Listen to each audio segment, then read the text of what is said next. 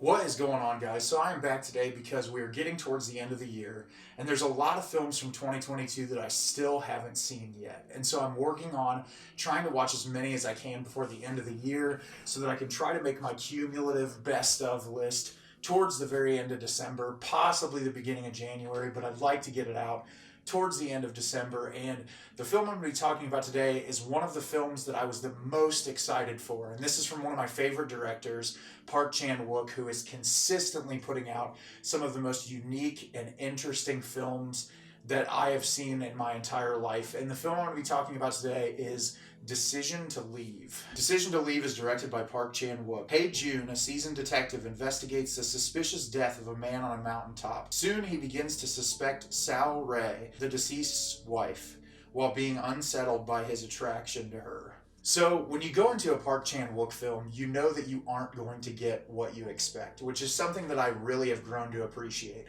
Some of my favorites in his catalog being Old Boy, The Handmaiden, Thirst, just films that on the surface appear to be one thing, but they end up having so much more, covering an array of genres throughout one film. And Decision to Leave is no exception to that rule. This is one of my favorite films of the year, definitely going to be in my top 5. I don't think I've seen outside of like Everything Everywhere All at Once and a couple other films, this is one of the most unique things released this year. So as the description says, you have our lead detective, Hae-Jun, is investigating this death at the beginning of the film where a man has fallen off the top of this mountain, and he is super into his job. He's married, but you can tell he's not at home very often, and he lives really far away from where he works, so he seems to have an apartment downtown near his job, away from his wife who lives further out in a different part of the country. And so he's working on this case, and they go and investigate the man's wife. And she's significantly younger than him. Her name is Soo-Rae, or Ray-Soo. I can't remember the way they say it. I think it's Soo-Rae, and she is absolutely incredible in this film. But she shows up, and they have he has a conversation with her. They talk for a while, and he becomes enamored with her, just completely obsessed. The two of them have these long conversations together, and there's something about her that he is just drawn to, and vice versa, that she's drawn to him. And so as the investigation continues, he doesn't seem to be able to pin it on her, but they don't really have anything to hold her, so she gets out of being there, and he's still like driving to her house in the middle of the night and trying to investigate her. Well, the two of them start to get closer, and he starts to fall for her, which kind of interferes with the investigation as to whether or not she murdered her husband. And that is the runtime of the film, is you trying to decipher, did this woman actually kill her husband or not? And then at the same time, there's this other series of investigations involving a murder and him trying to solve these unsolved cases that she seemingly starts to help him solve. And it's a really fascinating film. It combines all of these different plot lines and comes to a third act conclusion that is just absolutely mind-blowing. I was not ready for it. The end of this film had my jaw on the floor. And what I love about this film is you have so many movies that have like the stereotypical idea of what a romance is. And this film looks at like longing for a person who is damaged and possibly disturbed. And then on the vice versa, this other person longing for a person who is married and overworked, and it's like seeing these people from different worlds fall in love with one another for what could be called either the right or the wrong reasons. And the character dynamics between our two leads are some of the best I've seen written this year. Their chemistry is absolutely incredible. Tang Wei, who plays Soo-Rae, or Ray-Soo, if I'm butchering that, I apologize.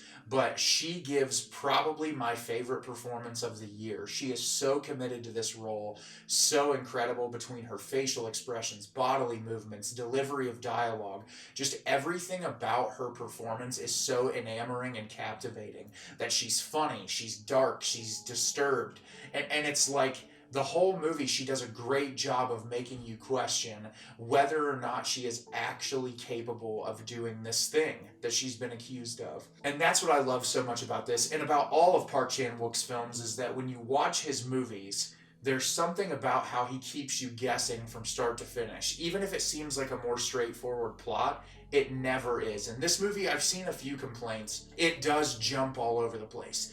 it cuts scene to scene to scene. There's a lot of information thrown at you at one time.